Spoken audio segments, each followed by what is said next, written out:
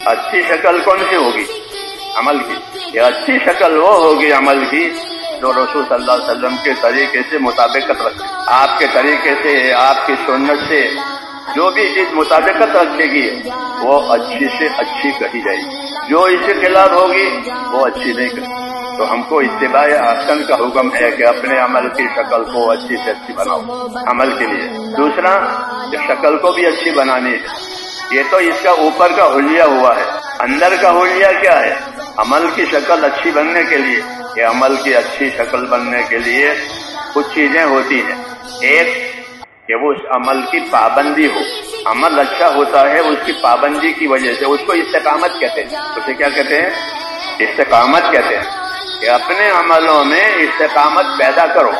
ये नहीं कि कोई दिन किया कोई दिन नहीं किया, आज किया कल छूट गया, बल्कि जिस तरह तामीर होती है ईंट पर ईंट, ईंट पर ईंट।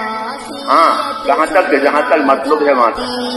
सोहबत अल्लाह वालों की अल्लाह से मिलवा जाती है।